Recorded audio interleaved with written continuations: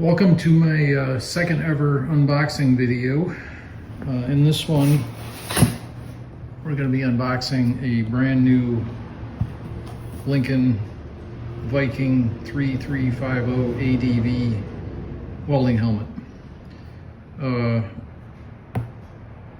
There's the label, there's the helmet. I think I got this one, red and black. Now normally, this is an expensive unit. I paid $429 for it. So I'm going to take it out of the box, compare it to my existing technology, and see how it works.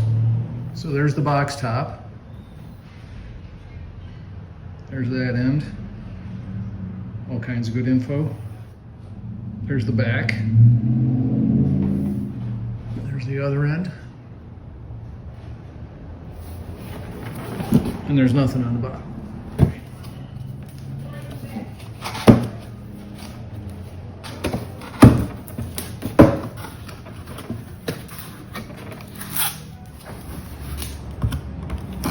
Box is open.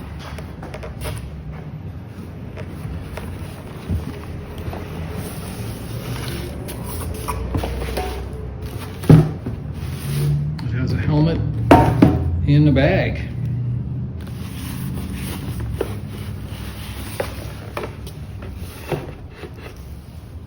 Looky there, isn't that pretty? That's really a nice looking helmet. Nice bag too. It's got like a zipper compartment on it. I guess maybe you could put gloves or something in there. Little Lincoln logo. That's a nice bag. What else is in the box?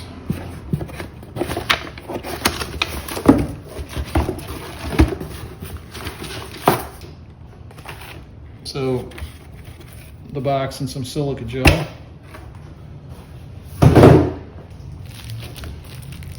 Looks like we got some spare lens covers.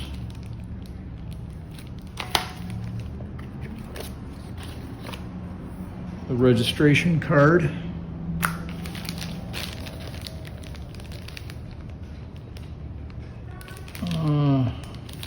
Chip Foose labeled something or other. Cleaning cloth, maybe?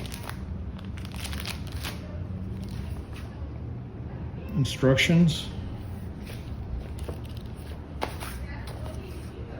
And a thing for their phone app.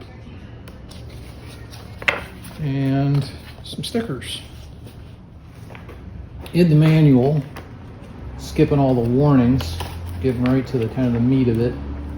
It goes from shade 5 to 13. 5 is right about the area where you want a gas weld. 13 is pretty dark. Temperature operating range, and it says set the shade to the according to the table on page 14. So here's the table on page 14.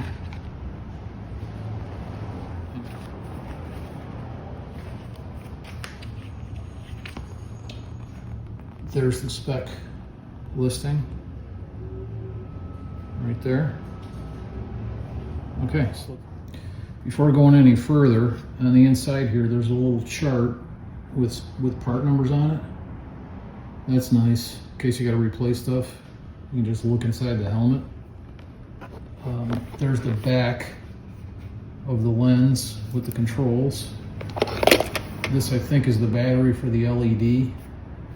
And over here there's another little sticker.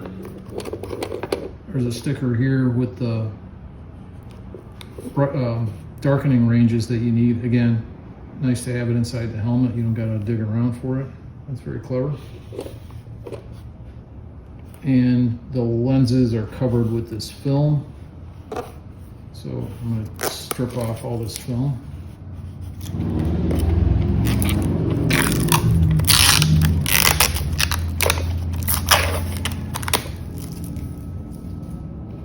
And on the outside there's an anti-scratch film as well. I'm going to remove that.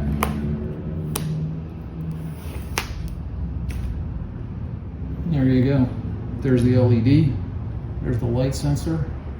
Something I noticed about this right away is here's my older Viking. The light sensor's here. This one, the light sensor's here.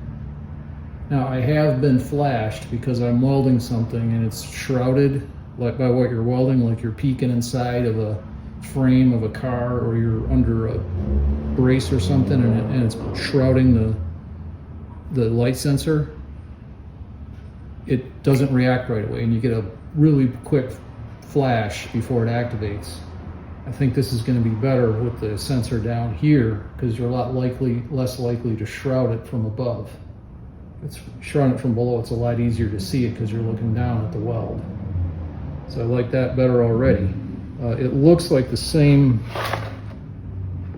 helmet shell as the Viking. Just it's in red with the cool looking color and that black stripe. And it's got external controls. Now this is something I really don't like about the Viking is the controls are inside. So you got to take the helmet off to turn on grind mode. It doesn't have an LED, so you can't even turn that on. So I already like that about this even better. The other thing I like is this has got a large viewing area. The Viking has kind of a 2x4, kind of a traditional viewing area. This is much larger. And I'm an old guy, so I have bifocals, or progressives as they call them today, but I'm constantly adjusting my head to get in focus, which is hard when you have this small lens. But with this big lens, I think it's going to be a lot easier for me to find a focus spot by rocking my head back and forth a lot less than I have to with this thing, with the Viking.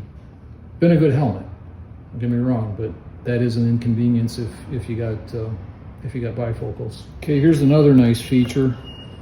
It's got the fore aft adjustment on these little latches. So you just slide this latch up and then you can do the fore aft adjustment to move the helmet further and closer to your face.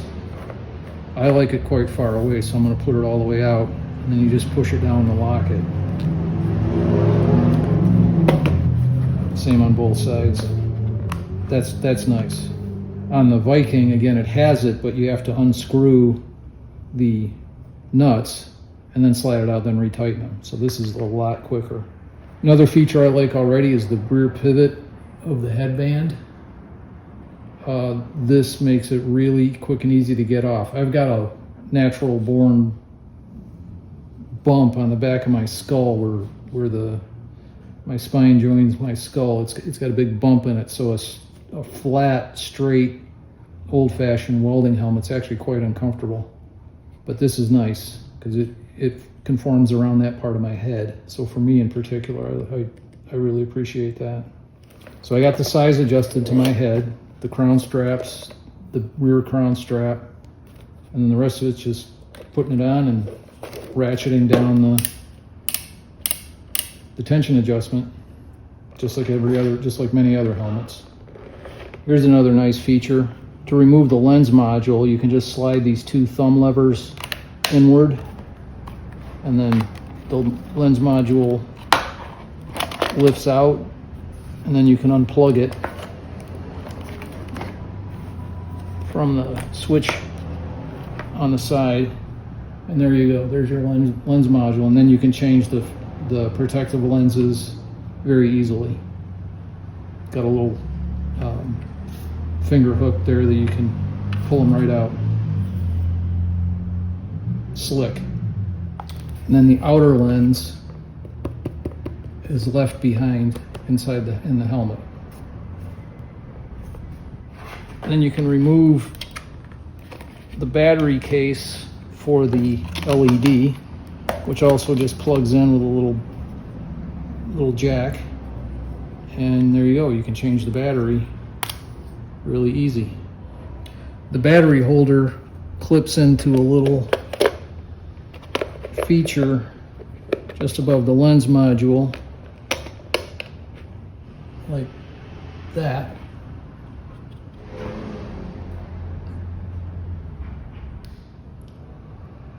the controls. It's got a little panel on here with a mouse button, and you can memorize 3 settings for 3 different welders. Obviously I only got one, so I'm gonna just use one. But you've got these modes. You got grind mode, cut mode, weld mode, and auto. So I'm gonna use 11 for my weld shade with a sensitivity of 3, which is how quickly the sensor reacts, and a delay of 6, which delays when the shade goes down. So it lets the weld glow and then dim out before it turns off the shade. On auto, I'm gonna use basically the same settings. And then in grind mode, I'm gonna do a 3, which is essentially turned off because it's just really face protection at that time. And cut set at a 5 with a sensitivity of 3 and a delay of 6. The puddle can glow for quite a while. Especially with steel, the puddle can glow for quite a while. The external controls. So the rear button controls the LED, the front button controls the mode. It cycles between either weld or cut and grind. So weld to grind or cut to grind. I'll show that in a minute. So for the LED, really simple, you just hold it for 3 seconds, there's the LED. Turn it off, hold it for 3 seconds, it goes off. Now the mode button, so I got her in grind right now.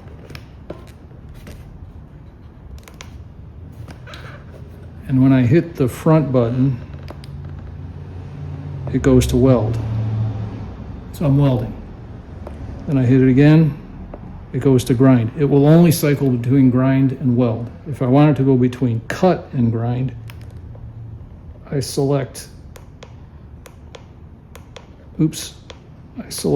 cut in here, and then when I hold the button down, it goes cut to grind.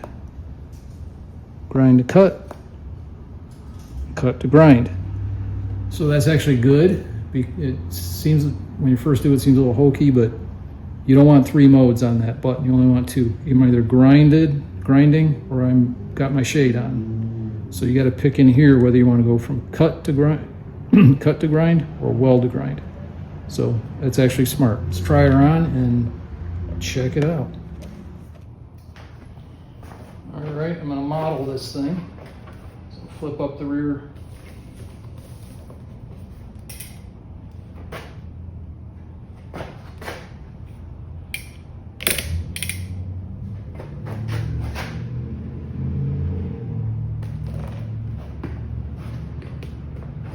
Adjust the side nuts and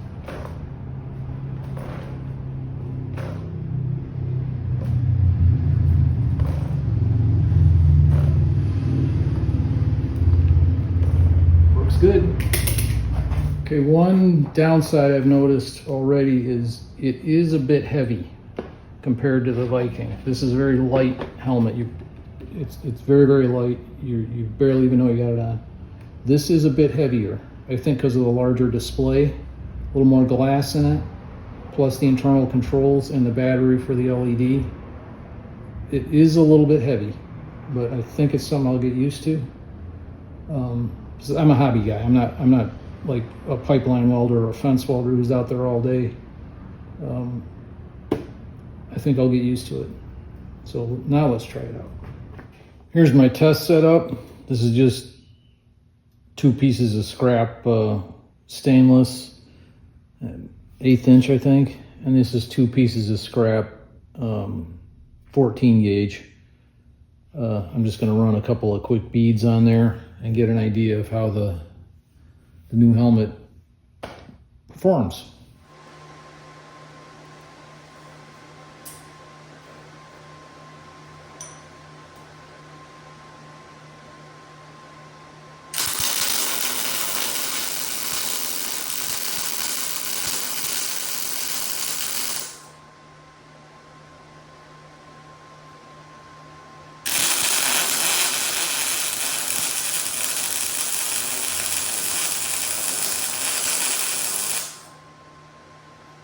For me, that was quite a difference. Two things I really noticed right away. The larger screen, I could see it, the weld right away. I didn't have to hunt around with my bifocals. Big plus for an old guy like me. The second thing is the colors I could see in the puddle were more brilliant, more vivid with this one, with this new technology they've got. You could see some different oranges and different reds in there. There's a better view of the puddle. It just, to my eye, it looked better.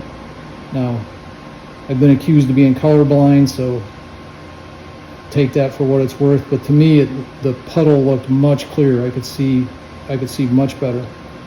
So that's the clear winner.